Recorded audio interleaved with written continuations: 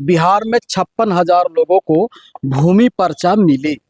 ये समता मूलक संग्राम दल का पहला कामयाबी था कि हम सरकार को झुका के 56,000 लोगों को हम लोगों ने दिलाया। अभी सम्राट चौधरी जी ने 15 अगस्त को 30,000 लोगों को पर्चा देने का उन्होंने बात कहा है कि 30,000 वो जो दे रहे हैं उससे हम सहमत नहीं है। हमारा मांग है समता मूलक संग्राम दल का कि बिहार में करोड़ों के संख्या में भूमिहीन है, तो आप 30,000 क्यों दे रहे हैं भाई? 30,000 तो एक ब्लॉक में हो जाएगा।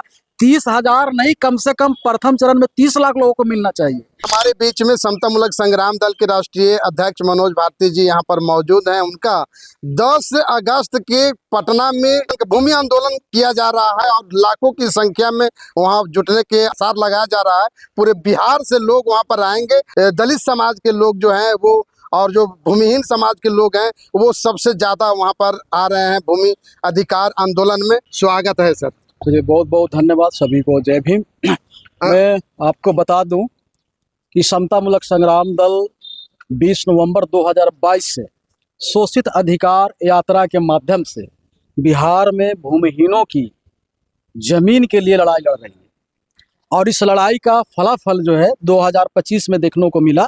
जब 2025 में 12 अप्रैल 2025 को जब पटना में रैली समता मूलक संग्राम दल में भूमि अधिकार महारैली किया, तो जो हमारी 22 से 25 तक जो लड़ाई चली भूमि अधिकार का, उसके दबाव में आकर नीतीश कुमार ने 14 अप्रैल 2025 को अंबेडकर समग्र सेवा अभियान लॉन्च किया। उसके तहत बिहार में 56,000 लोगों को भूमि पर्चा मिली। ये समता मूलक संग्राम दल का पहला कामयाबी था कि हम सरकार को झुका के 56,000 लोगों को हम लोगों ने दिलाया। चुनाव के बाद 2025 चुनाव के बाद नीतीश जी रहे, अभी सम्राट चौधरी बने हैं। अभी लगातार हम लोग जो है पुनः जो है मार्च से हम लोग ये लड़ाई शुरू कर दिया है बिहार में। तो अभी सम्राट चौधरी जी ने 15 अगस्त को 30,000 लोगों को पर्चा देने का उन्होंने बात कहा है। यानी पहले 56,000 और अब 30,000 लोगों को समता मूलक संग्राम दल सरकार से लड़के जमीन दिला रही है। पर हम संघर्ष यहीं रोकने वाले नहीं है, क्योंकि 30,000 वो जो दे रहे हैं उससे हम सहमत नहीं है। हमारा मांग है समता मूलक संग्राम दल का कि बिहार में करोड़ों के संख्या में भूमिहीन है, तो आप 30,000 क्यों दे रहे हैं भाई? 30,000 तो एक ब्लॉक में हो जाएगा। 30,000 नहीं, कम से कम प्रथम चरण में 30 लाख लोगों को मिलना चाहिए। इस उद्देश्य से प्रथम उद्देश्य जो ये है, संदेश जो है, इसके लिए हम लोग 10 अगस्त को पटना के गर्दनी बाग में हम लोग महाधरना आयोजित किया है, भूमि न्याय महाधरना। इसमें न्याय क्या क्या है? तो भूमि न्याय पहला कि आप देख रहे होंगे कि शोषित वंचित के जो मोहल्ला है, जो गांव में जो मोहल्ला टोला होता है, वहां तक पहुंच रास्ता नहीं है, वहां तक जाने के लिए रास्ता का विवाद है। तो हमको पहला मांग है कि सारा विवाद खत्म करके पक्की सड़क से वंचित और शोषितों की मोहल्ला टोला को जोड़ा जाए। दूसरा कि जमीन जो है वंचित समाज का है, यानी खतियान में वंचित समाज है, रसीद भी वंचित समाज का कट रहा है और कब्जा दबंग आदमी कर ले। और कट्ठा टू कट्ठा नहीं, एकड़ के एकड़ जमीन ऐसा मिलेगा। जो हम लोग के पास रिपोर्ट आई है कि एकड़ का एकड़ फलाने दास फलाने मांझी के नाम से है और रसीद भी कट रहा है, पर कब्जा कोई और किए हुए है। तो हमारा मांग है दूसरा कि इसको जल्द से जल्द निपटारा करके और जिसका जमीन है वो गरीब वंचित को उस पर दखल दिलाया जाए। तीसरा कि हत्याएं जो हो रही है जमीन विवाद में, ये जमीन विवाद खत्म करके आप जल्द से जल्द हमको वो जमीन पर कब्जा कराया जाए। और जो मामला है जिससे भूमि से जुड़ा हुआ तमाम मामला, वो सारे मामलों को हम लोगों ने एक हैंडबिल में हम लोगों ने निकलवाया है, छपवाया है।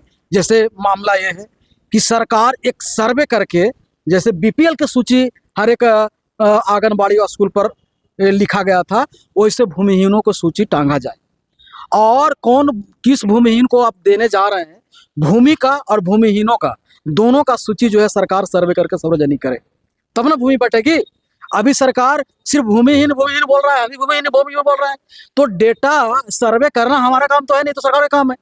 तो सरकार भूमिहीनों का सर्वे करे अलग से और भूमि का भी सर्वे करे अलग से और जल्द से जल्द भूमि देने का काम करे। दूसरा कि सीलिंग एक्ट के तहत यहाँ ऐसे जो लोग हैं, जमीन का मालिक बने हुए लोग हैं, जो 5 एकड़ से ज़्यादा जमीन है, वो सारे जमीन को जब्त करके खेतिहर मजदूर को भूमि देने का काम करे। क्योंकि यहाँ जमीन किसी और का है और किसानी कोई और करता है। यानी जो किसानी करता है वो मजदूर है, और जो किसानी नहीं करता है वो भूमि के माफिया बना हुआ है, भूमि का मालिक बना हुआ है। तो ऐसे से बिहार विकास नहीं करेगा, समाज विकास नहीं करेगा। भाई काम करने का अवसर दीजिए। जमीन को सरकार, हमारी डिमांड है जो बाबा साहब ने अपने किताबों में लिखा है कि जमीन को सरकारीकरण करना चाहिए।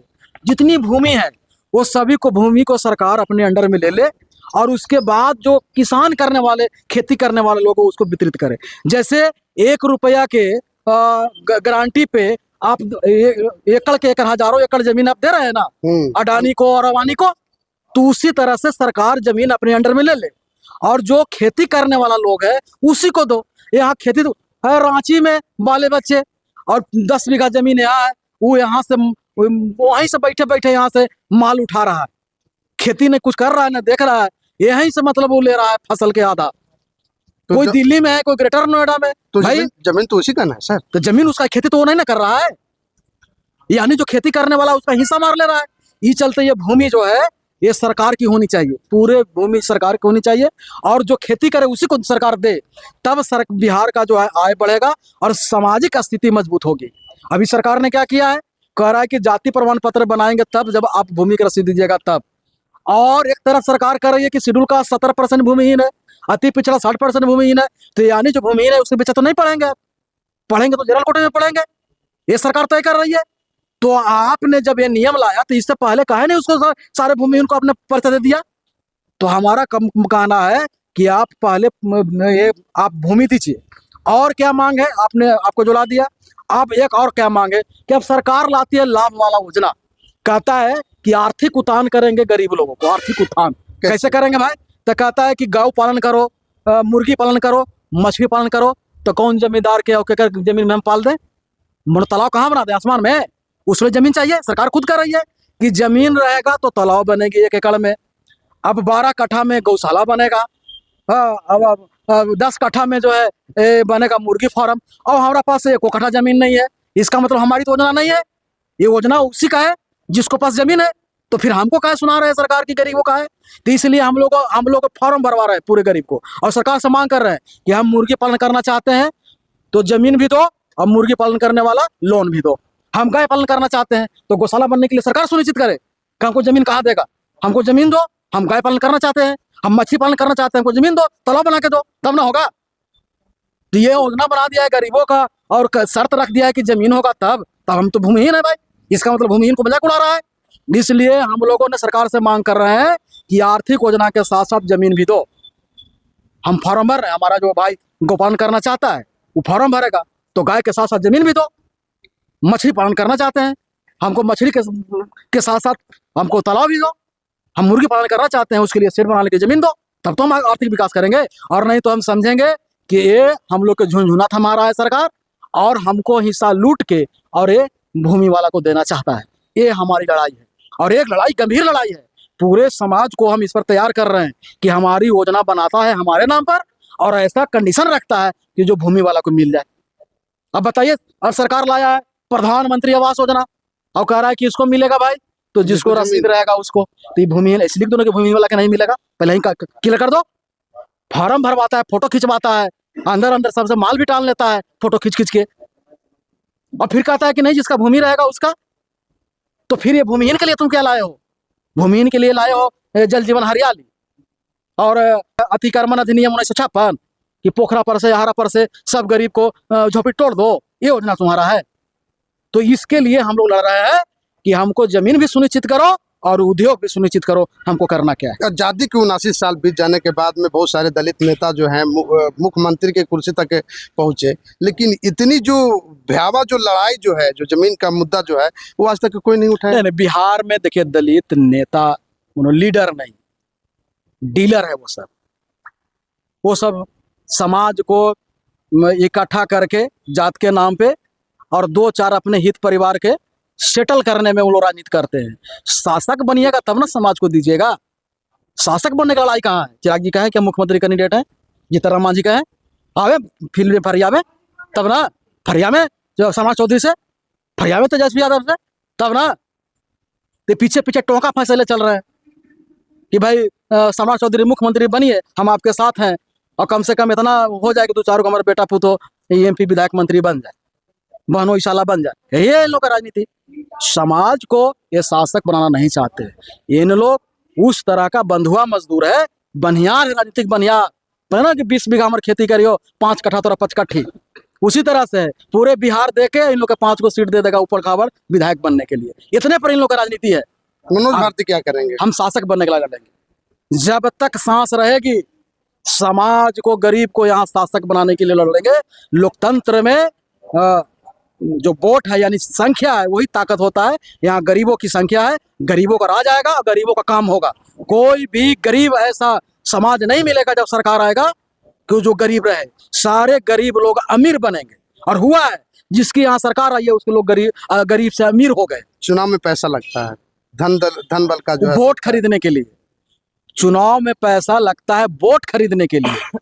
हमारा पास तो वोट है ही, हम गरीब लोगों को जागरूक करेंगे। पैसा का क्या जरूरत है? यहाँ वोट भी देगा और नोट भी देगा, उससे लोकतंत्र चलेगी। पैकेट के पैसा से लोकतंत्र नहीं चलता है। दिया सोका सम्राट के राज आएगा। क्या बोलिएगा जो है यहाँ के समाज को जो है? यहाँ के समाज को यही कहेंगे कि गरीब आप तक गरीब है जब तक आप अपने गरीबी को दूर करने के लिए लड़ नहीं रहे। आप अपने गरीबी के दूर करने के लिए लड़िए, यानी राजनीतिक ताकत बनिए। गरीब का नेता गरीब ही होगा। आप प्रशांत किशोर ऐसा नेता नहीं होगा कि कह रहा है कि 200 करोड़ रुपया हमारा आमदनी है। भाई 200 करोड़ रुपया के हम मालिक है, तो ये प्रशांत किशोर 200 करोड़ रुपया का मालिक किसको सेवा करके बना है? तो अमीर के सेवा करके, गरीब के सेवा करके बना है, अमीर के सेवा करके। तो वो व्यक्ति गरीब का नेता नहीं हो सकता है। तो इसलिए गरीब का नेता कौन होगा? गरीब का ही होगा। तो गरीब के साथ एकजुट हो, समाज शासक बने, उसकी सारी समस्या का हल हो।